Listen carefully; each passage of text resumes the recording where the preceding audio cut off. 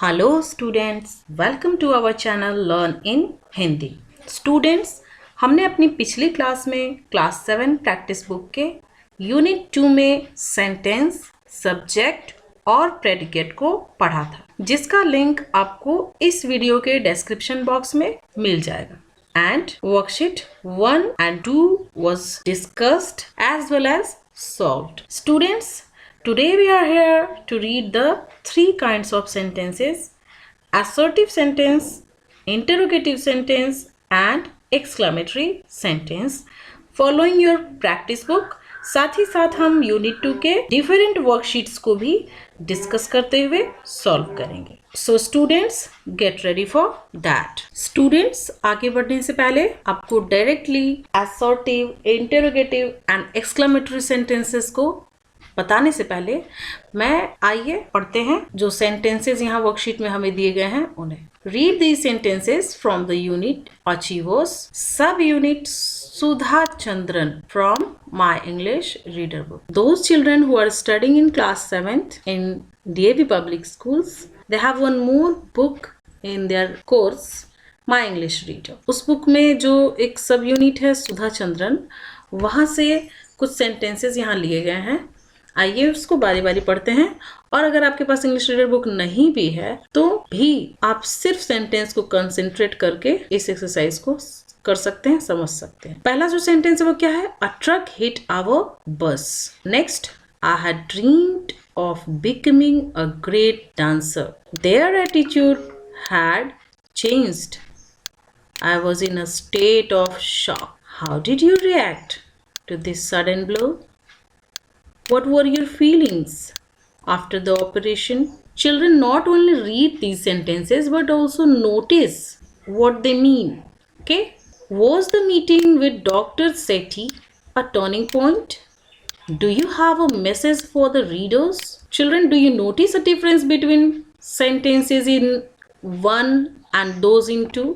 यहाँ देखिए, क्या आपको इस 1 वाले पार्ट में दिए हुए सेंटेंसेस और 2 वाले पार्ट में दिए हुए सेंटेंसेस में कुछ डिफरेंस समझ में आता है? Of course there is a great difference. Sentence in 1 make statements, ये किसी चीज के बारे में हमें बता रहे हैं। फिर से देख लीजिए। अ truck hit our bus. I had dreamed of becoming a great dancer. Their attitude had changed and I was in a state of shock. तो यहाँ पर कुछ बताया जा रहा है, simply giving some information. And here while those in 2 ask questions, अगर आप देखोगे ध्यान से तो they ask questions, they ask for some information. Okay, एक बार फिर से देखिए 2 वाले सेंटेंसेस को। How did you react to this sudden blow? कैसे आपने रिएक्ट किया इस सडन ब्लो का? यानी जो आप उस सब यूनिट को पढ़ेंगे तो उसमें आपको मिलेगा कि सडन ब्लो क्या था, अकस्मात इनके साथ कौन सी घटना हो गई थी, एक्सीडेंट हुआ था एक्चुअली। तो यहाँ देखिए, फिर अगला सेंटेंस है what were your feelings after the operation. Operation के बाद आपकी फीलिंग्स क्या थी? Was the meeting with doctor Sethi a turning point? Do you have a message for the readers?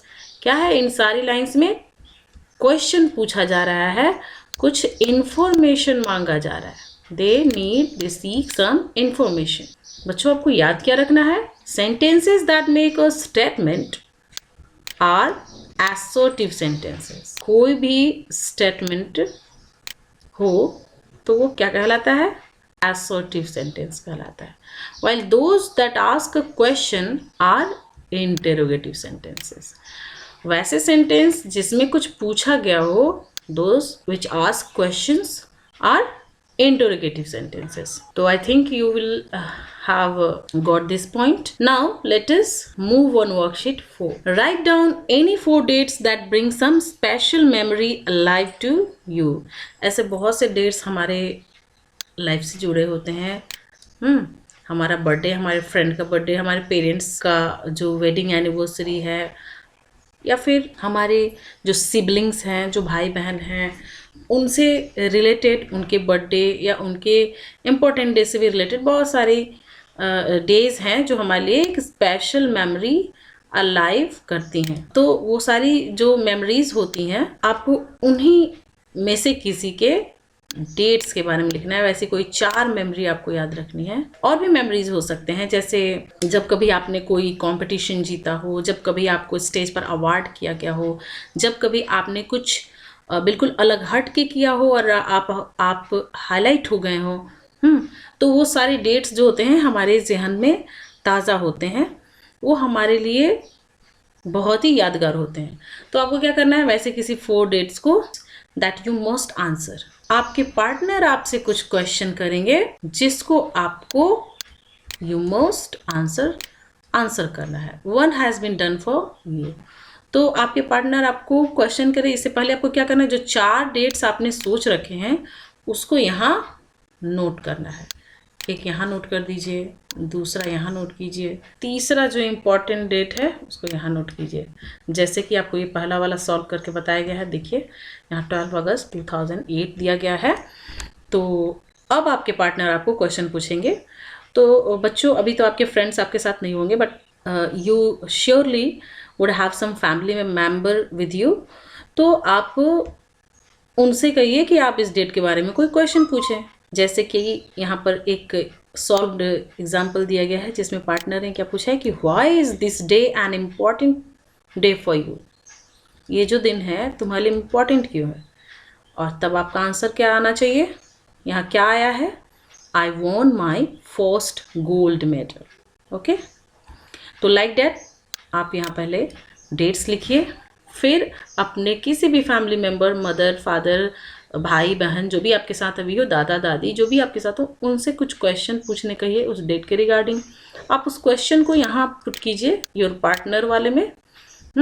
और तब वो डेट क्यों इम्पॉर्टेंट है आप एक सेंटेंस में यहाँ लिख डालिए। Okay children, I hope you would do it yourself. I have clarified how to develop your answers in this exercise.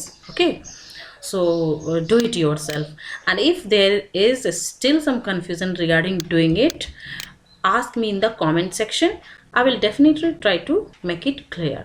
Now let us move to worksheet 5. Work in pairs. Here again you have to work in pairs. Read the passage given here. The date November, the time now this one, the place a large country house in England.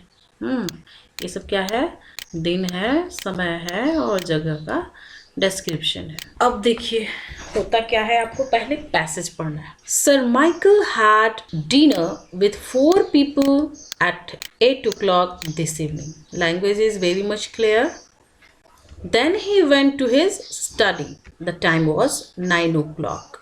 He locked the door from inside. He shut the window too and locked it from outside. At 9:30, the housekeeper, Mrs. Hawk, took some coffee to his room. She knocked at the door. Sir Michael did not answer. She knocked again and shouted, but Sir Michael did not open. She called Lady Elizabeth from the neighborhood. They broke open the study door and went in. They saw Sir Michael's body on the floor. Sir Michael was dead. Lady Elizabeth called the police. The time was 9. तो आपने देखा एक incident हो गया है। Imagine you are a detective. अब बच्चों आप लोग बहुत ही इंटरेस्ट लेते हैं डिटेक्टिव सीरियल्स में, स्टोरीज में। जैसा कि मेरा एक्सपीरियंस है, बच्चों का बहुत मन लगता है। Imagine you are a detective investigating sir Michael's death. तो अब आप क्या हो, एक डिटेक्टिव हो। आप जो स्टोरीज पढ़ते हैं, जो सीरियल्स देखते हैं डिटेक्टिव वाली, उनसे कुछ तो सीखते होंगे। वो सारी स्किल्स, वो शार्पनेस आपको यहाँ पर यूज़ करनी है। What questions will you ask. अगर आप डिटेक्टिव हो और उस जो भी मर्डर का जो स्पॉट है, क्राइम स्पॉट है, आप वहाँ पहुँच गए, तो वहाँ पे कौन से क्वेश्चंस आप पूछेंगे। What ideas do you have about how Sir Michael died? आपको कौन से आइडियाज़ आ रहे हैं आपको क्या लगता है कि सर माइकल कैसे मरे हैं? तो कोई भी कैसे मरा है, किसने मारा होगा, किन परिस्थितियों में मरा होगा, ये सब जानने के लिए डिटेक्टिव वहां पर मौजूद प्रेजेंट जो लोग हैं उनसे कुछ पूछता है। Write here the questions you wish to ask. आपको क्या करना है, यहाँ पर कुछ क्वेश्चंस लिखने हैं जो आप सर माइकल की डेथ को लेकर के पूछेंगे। One question has been given as an example. एक क्वेश्चन जो डिटेक्टिव के साइड से पूछा जा सकता है वो क्या है, दिया हुआ यहाँ, वो क्या है, what time did sir Michael have his dinner. अब आपको आंसर के बारे में परेशान नहीं होना है, सिर्फ आपको क्वेश्चन लिखना है, ठीक है ना। तो बच्चों ध्यान से देखेंगे, यहाँ जब आप इस गिवन पैसेज को एक बार फिर से पढ़ेंगे और कोशिश करेंगे क्वेश्चंस फ्रेम करने की हर फैक्ट के ऊपर, तो आप बहुत आसानी से क्वेश्चंस फ्रेम कर पाएंगे। जैसे डिनर कब लिया, कौन से लोग थे, टाइम क्या था, डोर बाहर से लॉक था अंदर से लॉक था, कौन गया, क्यों गया, किसने बॉडी देखी, पुलिस को किसने कॉल किया, वगैरह वगैरह, ठीक है ना।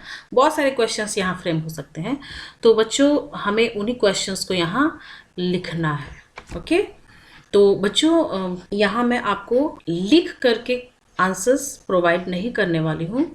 जो क्वेश्चंस हमें यहाँ लिखने हैं वो मैं लिख नहीं रही हूँ, अदरवाइज वीडियो बहुत लंबा हो जाएगा। मैं आपको ओरली बता देती हूँ, आप वीडियो को पॉज करके अपनी नोटबुक में लिख लेंगे। तो पहला क्वेश्चन आपके लिए दिया हुआ है, पहला क्वेश्चन जो फ्रेम हो रहा है वो क्या है, यहाँ ऑलरेडी गिवन है आपके लिए। दूसरा क्वेश्चन क्या हो सकता है, what did he do after the dinner. Okay, what did he do after the dinner. Next, was the door locked from inside? Was the door locked from inside? Question number 4 can be, was the window shut? Let me repeat, was the window shut? Question number 5, what did Mrs. Hawk do when the door was not opened? Let me repeat, what did Mrs. Hawk do when the door was not opened? Question number 6 is, why had she gone there? Why had she gone to Mr. Michael's room? Next question, when did Mrs. Hawk see the body? Next question हो सकता है, how did they enter the room which was locked from inside? Let me repeat, how did they enter the room which was locked from inside? Question number 9, where was the body? Let me repeat, where was the body? The last can be, who called the police and when? Who called the police and when? तो बच्चों इस exercise के बाद आप यह समझ गए होंगे कि questions that begin with question words like what, who, why, whom, where, when, जब भी हम कोई वैसा क्वेश्चन पूछते हैं जिसमें WH वर्ड यानी इस तरह के वर्ड से क्वेश्चन की शुरुआत हो, यहाँ देखिए इस तरह से इन सारे वर्ड्स के साथ अगर क्वेश्चन की शुरुआत हो, then that question require more information and are called WH questions। क्या है कि जब भी इस तरह का सेंटेंस हो इनके साथ शुरू हुआ, तो उस क्वेश्चन को पूछने का मतलब क्या होता है, वहाँ पर कुछ इंफॉर्मेशन मांगी जाती है और इस तरह के क्वेश्चन को कहते क्या है, WH क्वेश्चंस। स्टूडेंट्स क्वेश्चंस का एक और टाइप होता है जिसको हम आगे की वर्कशीट में पढ़ेंगे। फिलहाल let us do worksheet 6। Using the expressions given in the blurbs, frame questions and write them in the table given on the next page. One has been done for you. यहाँ देखिए ब्लर्ब्स में कुछ hints दिए गए हैं जिनके आधार पर आपको क्या करना है, क्वेश्चंस फ्रेम करना है। और आगे एक टेबल दी गई है नेक्स्ट पेज पे, वहाँ पर आपको जो क्वेश्चन आप दिए गए हिंट्स के आधार पे कर रहे हो, लिख रहे हो, फ्रेम कर रहे हो, उसको यहाँ पर क्वेश्चन को लिख देना है। जैसे यहाँ देखो, एड ब्लू टू येलो, ठीक है ना। इस क्लू से कौन सा क्वेश्चन बनाया गया है, आंसर को देखते हुए आपको क्वेश्चन गेस करके बनाना है, ठीक है ना। तो एड ब्लू टू येलो से कौन सा क्वेश्चन बना सकते हो जिसका आंसर बन जाएगा कि इट टर्न्स ग्रीन? तो क्वेश्चन है क्या? What happens when we add blue to yellow? What happens when we add blue to yellow? तो ये हो गया आपका question.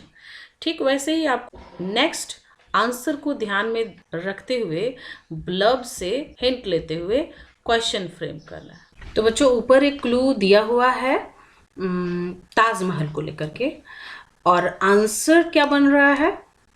It is in India. तो क्वेश्चन क्या हो सकता है? क्वेश्चन हो सकता है, लेट मी रिपीट। बच्चों आप नोट करेंगे पॉज करके, बाकी आगे देखते हैं। It turns hard. तो एग को लेकर के एक क्लू ऊपर दिया हुआ है ब्लब में। आप क्या करोगे? लिखोगे what happens when we boil an egg for 6 minutes. Here you have to write what happens when we boil an egg for 6 minutes. It turns hard. आगे देखते हैं आंसर क्या है। One is knocked in and the other knocked out. तो nail और bat boxer को लेकर के जो ब्लब में दिया हुआ है क्लू, वहां से उठाएंगे, क्या लिखेंगे? What is the difference between a nail and a bat boxer? ये नेल, इस नेल का मतलब क्या होता है? कील, जो लकड़ी में ठोका जाता है तो उसको बोलते हैं नेल।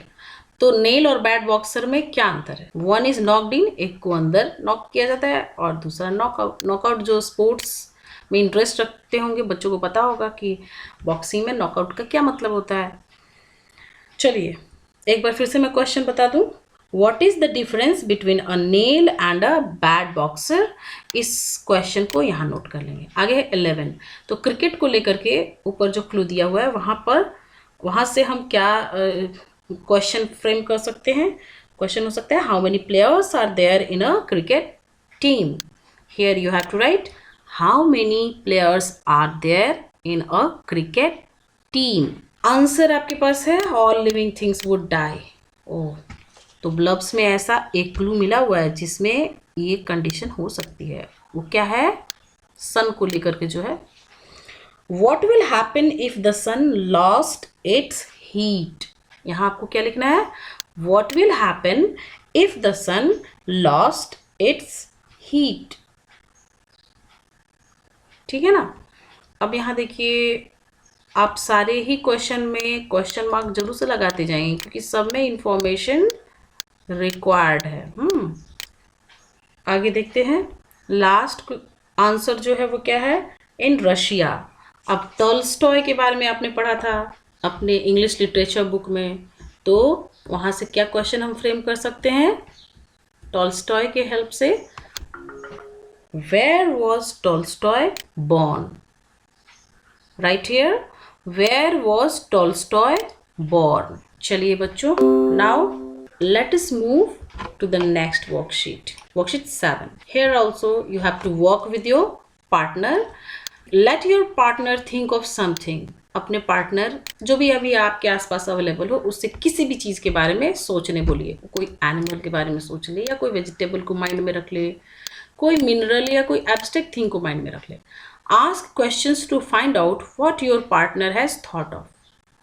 अब आपको अपने पार्टनर से क्वेश्चंस पूछने हैं।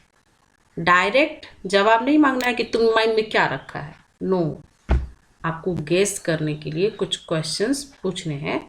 Then you think of something and your partner asks you the questions. और उसके बाद यही प्रोसेस उल्टा होगा, यानी अब आप सोचोगे, फिर आपका पार्टनर आपको पूछेगा, क्वेश्चन फ्रेम करेगा।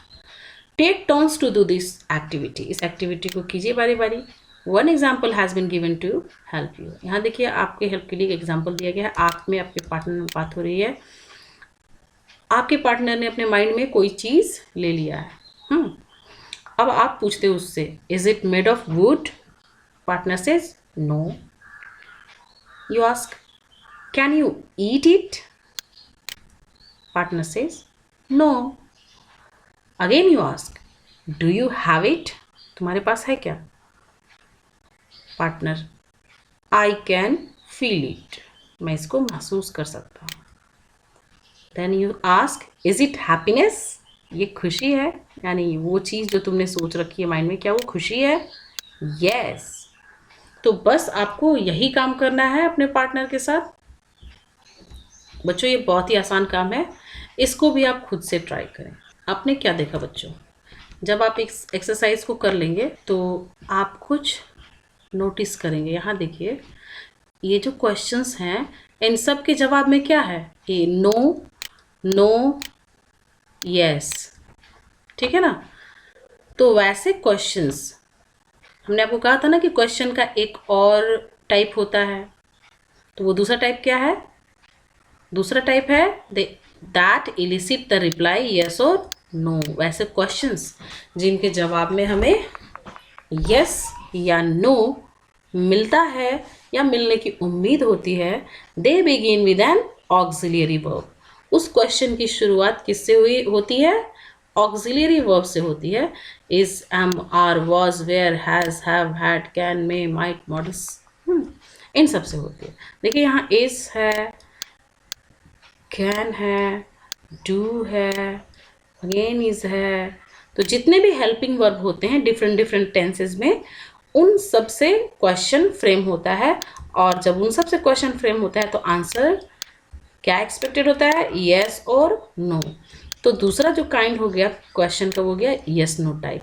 ध्यान देंगे यहाँ इस तरह के क्वेश्चन में कहीं पर भी व्हाट, विच, हाउ, व्हेन, ये सब नहीं है, ठीक है ना। अगर ये सब हो तो वो WH टाइप ऑफ क्वेश्चन हो जाता है, ठीक है। ध्यान देंगे, अगर सेंटेंस के बिगिनिंग में ये सारे कुछ हों तो वो WH टाइप क्वेश्चन होता है। WH टाइप क्वेश्चन में हमेशा ही जो जवाब होता है वो एक्सपेक्टेड होता है डिटेल्स में, यानी कुछ इन्फॉर्मेशन चाहिए। अब आप यहाँ यस नो बोलेंगे तो काम नहीं चलने वाला है। आपको यहाँ पे क्या करना पड़ता है? इन्फॉर्मेशन देना पड़ता है, या अगर पूछ रहे हैं तो मांगना पड़ता है। आप ध्यान देंगे बच्चों, अगर कोई मुझसे पूछे what is your name, where do you live, how do you teach, और मैं कहूँ यस, नो, तो ऐसा तो होगा नहीं ना। मुझे डिटेल्स में बताना पड़ेगा ना कि I live at such and such place, I teach in such and such way. मुझे वहाँ डिटेल्स में बताना पड़ेगा। तो डिटेल्स वाले क्वेश्चंस WH टाइप होते हैं, और यस नो टाइप वाले जो होते हैं वो ऑक्सिलियरी से स्टार्ट किए जाते हैं।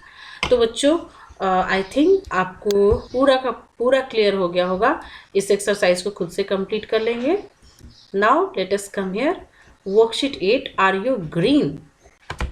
Work with your partner to find out. फिर से आपको पार्टनर के साथ ये काम करना है। आपको अप्रोप्रिएट सेंटेंस लिखने हैं जहाँ पर स्पेस प्रोवाइड किया गया है। पहला 2 कर दिया गया है आपके लिए। यहाँ देखिए, पहला है you like magazines and read 2 or 3 a week. What would you do with your old magazines? आपको पढ़ना बहुत पसंद है, मैगजीन्स पढ़ते हो, 2-3 पढ़ जाते हो एक वीक में। फिर आप अपनी मैगजीन का क्या करते हो? आपके पास ऑप्शन दिया गया है, give them to your friend, burn them in the garden, take them to the paper bank to be recycled. Okay, तो आप इसमें क्या करते हो? यहाँ पर आपका जवाब होना चाहिए बच्चों, क्योंकि वो आप ही जानते हो कि आप क्या करते हो, कोई और नहीं बता पाएगा except your parents. Now look here, 2 में भी आपको क्वेश्चन पूछा गया है, you buy food at local shop, how do you carry it home. Options दिए गए हैं, आप जैसे लाते हैं वैसा लिखेंगे। Again, you have bought some smart new clothes.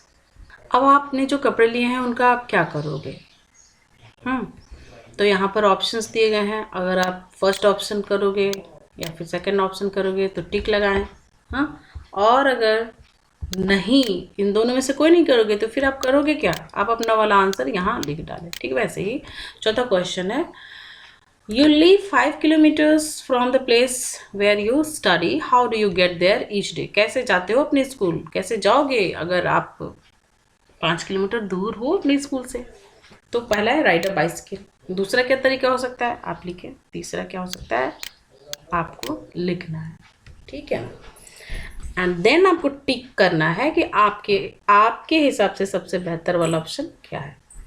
आगे देखते हैं question number 5, you have just spend a lovely day having a picnic on the beach, what do you do with the food you have not eaten. आप beach पे गए हो picnic मनाने, लेकिन वहाँ कुछ खाना बच जाता है, आप उस खाने का क्या करोगे?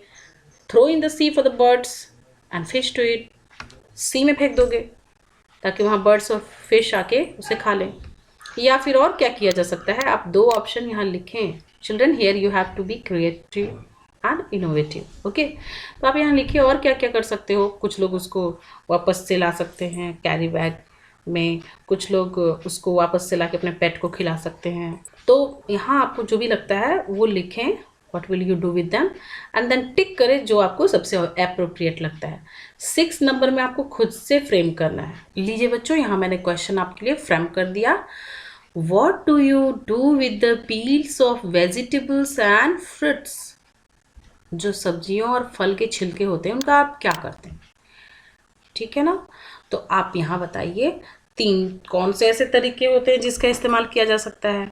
कुछ लोग उसको कंपोस्ट बना सकते हैं, कुछ लोग अगल बगल में अगर कोई एनिमल गाय वगैरह डोमेस्टिकेटेड है तो वहाँ खिला सकते हैं। और भी कोई यूज़ हो तो आप तीनों ही यूज़ यहाँ लिख दें, और उसके बाद से आपको कौन सा अप्रोप्रिएट लगता है वो यहाँ पर टिक करें। आइए अब देखते हैं कि सबसे ज़्यादा इको फ्रेंडली ऑप्शन कौन सा है, and the least eco friendly option, सबसे कम इको फ्रेंडली ऑप्शन कौन सा है। Give yourself 1 point for the least one and 3 points for the most one.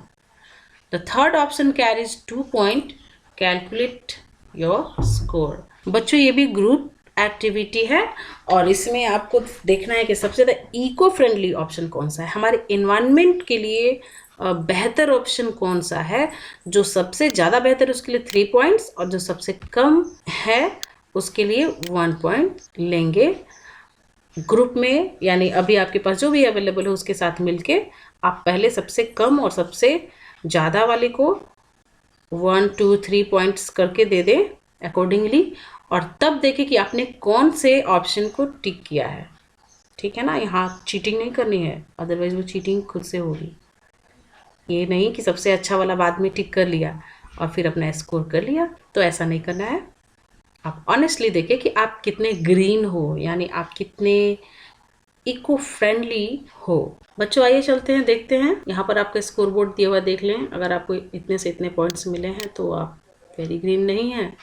अगर आपको 11 to 14 मिले हैं तो बुरा नहीं है, बट ठीक ठाक है। लेकिन आपने अगर 15 to 18 पॉइंट्स स्कोर किया हुआ है तो that's great. Now, let us move on worksheet 9.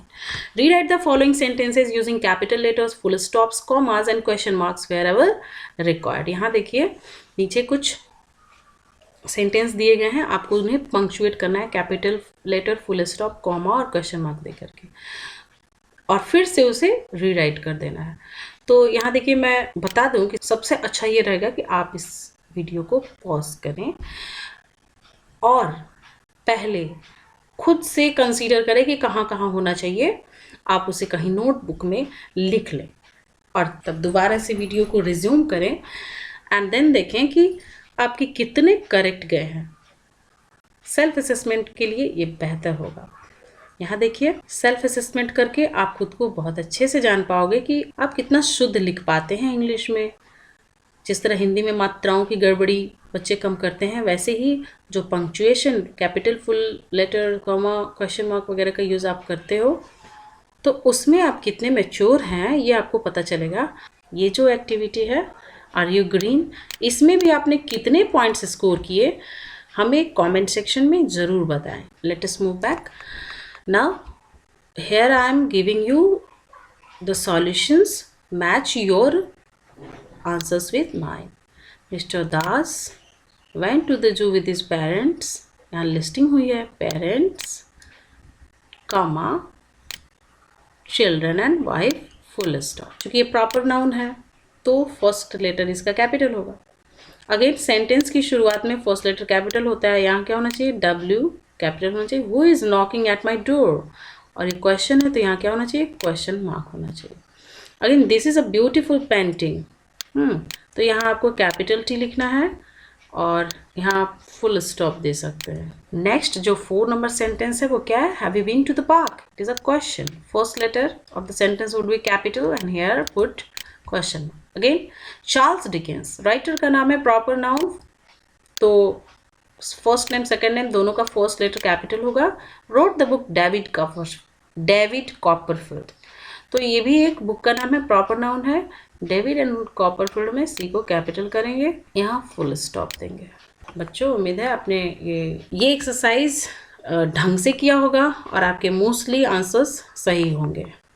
Now read the paragraph given below using a pen. Insert capital letters, commas, full stops and question marks wherever required. तो children अपने homework में इस exercise को try करें, कोशिश करें। हम अपने अगले क्लास में इस एक्सरसाइज से ही शुरुआत करने वाले हैं नेक्स्ट काइंड ऑफ सेंटेंस की, जो कि एक्सक्लामेटरी सेंटेंस है। So dear children, keep watching the video and keep practicing the given exercise. Bye bye and take care.